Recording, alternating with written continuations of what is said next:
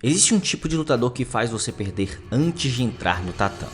Isso tudo pelo que ele representa. 5 homens entraram em competições ao longo da história do jiu-jitsu e fizeram adversários desistirem de formas completamente diferentes. Um deles nunca cedeu um único ponto. Em 13 lutas, nenhum ponto. Outro carregava a lenda de 400 vitórias e que assustava do mesmo jeito. Tinha um que levava para um lugar que ninguém queria ir, dentro e fora do tatame. O que finalizava todo mundo com o mesmo golpe, na mesma posição, e você sabia que ia acontecer. E o que venceu antes, durante e depois. O medo no jiu-jitsu não tem só uma cara. E neste vídeo eu vou te mostrar os 5 atletas mais assustadores da história do BJJ.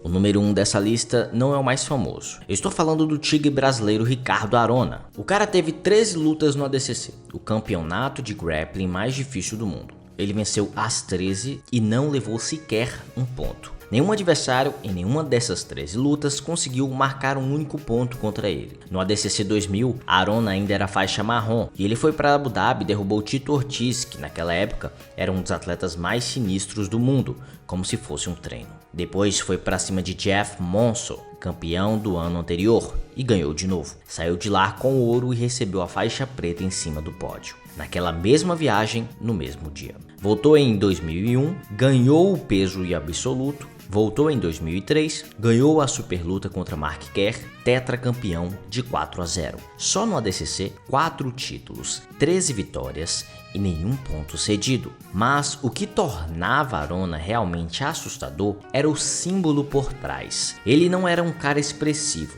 Não gritava, não provocava, um samurai até. Chegava e olhava para o adversário e você já entendia. O medo que Arona gerava era o medo de alguém que nem precisava te provar nada, porque ele sabia o que ia acontecer. E juntamente com os resultados, criava essa mística de monstro. Arona representa o medo do controle físico e sua frieza de comportamento. Já esse próximo cara dessa lista representa algo completamente diferente.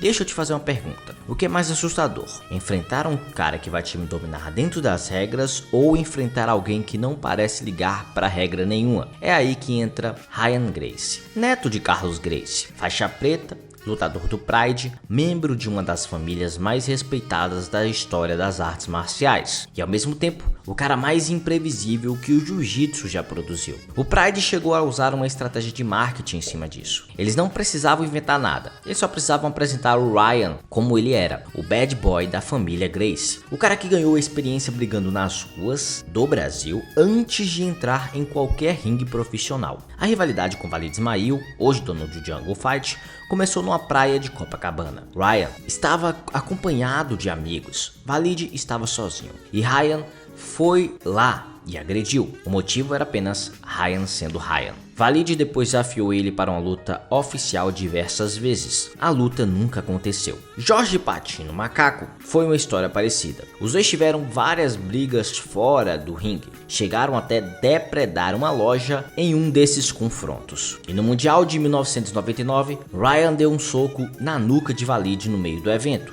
porque Walid estava comentando em voz alta que havia derrotado 3 membros da família Gracie em competições oficiais. Mas, além dessas histórias nostálgicas, Ryan levou a vida de forma bem pesada. Em dezembro de 2007, Ryan teve uma crise e foi contido depois de roubar um carro e tentar roubar uma moto pelas ruas de São Paulo. Ele foi preso. No dia seguinte, foi encontrado morto na delegacia. Na época, ele tinha 33 anos. Não vou entrar em detalhes porque isso merecia um vídeo inteiro. Inclusive, existe um vídeo sobre isso aqui no canal. Mas o que eu quero que você entenda é o seguinte. Ryan Gracie, na sua era, não ficava entre os melhores. Existiam os lutadores mais técnicos que ele, mas o que tornava ele um assustador era a sensação de que ele não tinha freio, que ele podia escalar qualquer situação para qualquer nível, que você nunca sabia onde terminava o atleta e começava o perigo. Se Ryan representa o caos, o próximo representa algo mais diferente, mas que foi o atleta mais respeitado da sua era.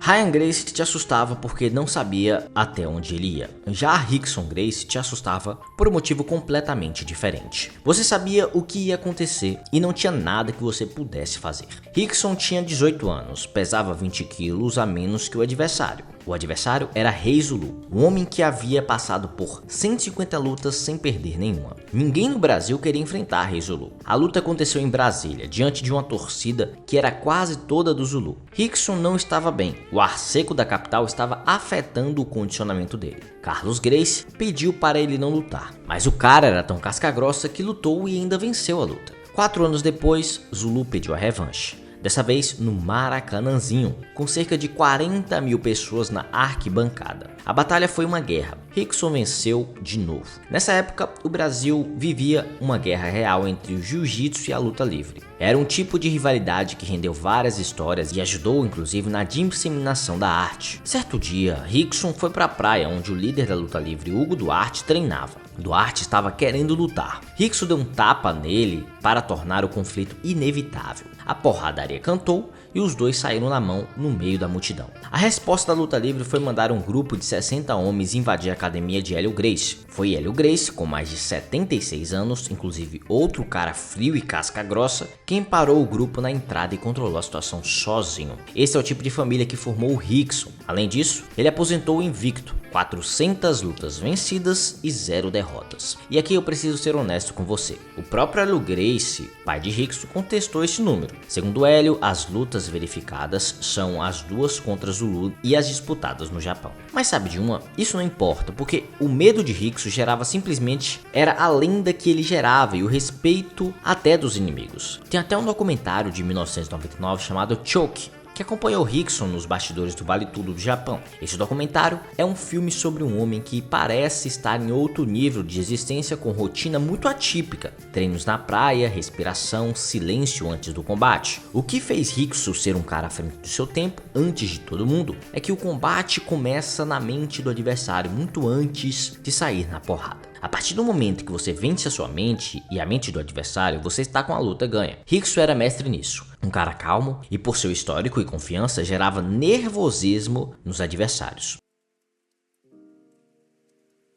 O próximo cara dessa lista representa algo diferente. Ele representa a prova científica de que um ser humano pode dominar o outro completamente. Ele tem uma grande semelhança com Rickson. Estou falando de Roger Gracie. Roger tem 10 títulos mundiais como faixa preta na IBJJF. Campeão do ADCC no peso, no absoluto e na super luta. Se aposentou em 2017 sem ter sido finalizado uma única vez na sua carreira inteira. Em 2009, no Mundial da IBJJF em Long Beach, na Califórnia, o cara fez história. Naquele evento, Roger finalizou todos os seus 9 adversários, no peso e no absoluto, com o mesmo golpe. O estrangulamento cruzado da montada. Pensa no que isso significa psicologicamente para o adversário. Você sabe que ele vai passar a sua guarda, você sabe que ele vai montar, você sabe que o estrangulamento vem da montada, você treinou especificamente para defender isso, e ele ainda passa, ainda monta e ainda finaliza. Teve o adversário de Roger que disse que ele treinou especificamente para defender o que Roger ia fazer, e já fez contra todos os adversários, mas simplesmente não conseguiu sobreviver. Roger tinha 1,93 m, quase 100 quilos e um jogo que seguia uma lógica simples e eficaz. Derruba,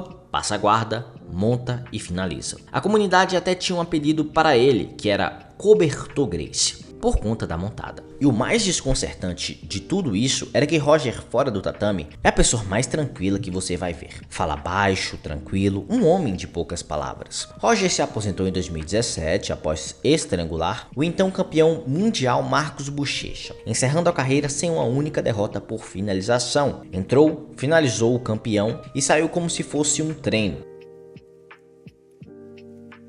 Agora, se Roger representa o medo do controle absoluto dentro das regras, o último cara dessa lista representa algo que nenhum dos outros tinha completo. Ele dominava tecnicamente como Roger, ele intimida com a presença como Ricardo Arona e ele destrói psicologicamente antes, durante e depois da luta. E ainda assim encontrou tempo para provocar o mundo inteiro no processo. Todos os caras dessa lista tinham um tipo de medo. Arona tinha uma presença física, Ryan tinha a agressividade, psicopatia, Rickson tinha o mito e Roger tinha um controle técnico absoluto. Gordon Ryan é o mais novo desses caras assustadores. Em setembro de 2022, no ADCC em Las Vegas, o campeonato mais difícil do grappling no planeta, Gordon Ryan entra para disputar a categoria acima de 99 quilos. Vence por finalização 3 dos 4 combates na categoria sem sofrer um único ponto. Aí no mesmo fim de semana, ainda dentro do mesmo evento, ele vai para a super luta contra André Galvão, 6 vezes campeão do ADCC, invicto no torneio desde 2011. Gordon dominou Galvão do começo ao fim, fez 2-0 e finalizou com estrangulamento das costas. Das 5 lutas, o cara fez 4 finalizações sem ter levado ponto em todo o evento. Além disso, ele foi o primeiro atleta da história do ADCC a ser campeão em 3 categorias de pesos diferentes. Tecnicamente, ele opera num sistema de grappling que John Danaher, seu treinador, passou anos construindo,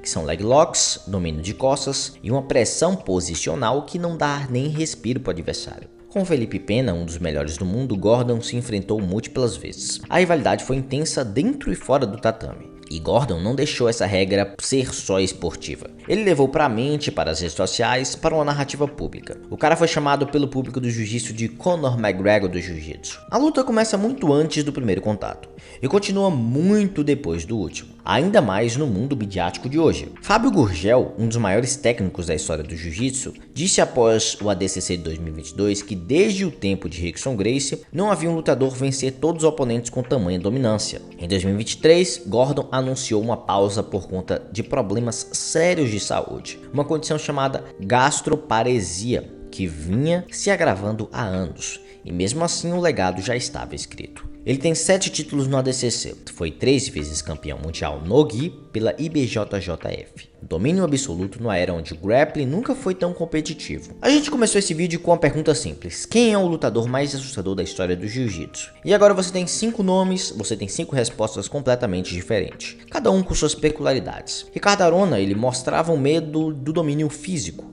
Ryan Gracie, o medo do imprevisível e da psicopatia, do cara que não tem freio. Rickson Gracie, o medo da lenda, do mito, que era invencível e imparável da sua época. Roger Gracie, semelhante a Rickson, o cara que botava medo por vencer todo mundo na mesma posição, não importa o quanto você treinasse. E Gordon Ryan, o cara com domínio físico imenso e trash talking que entra na mente dos adversários. E agora eu te faço uma pergunta: qual desses tipos de medo você acha impossível de enfrentar? Me fala nos comentários. Se esse vídeo te fez ver o jiu-jitsu de um jeito diferente, deixa o like. Isso ajuda demais o canal a continuar trazendo conteúdo desse nível. Se inscreva também, porque o próximo vídeo vai ser no mesmo nível desse. Te vejo lá.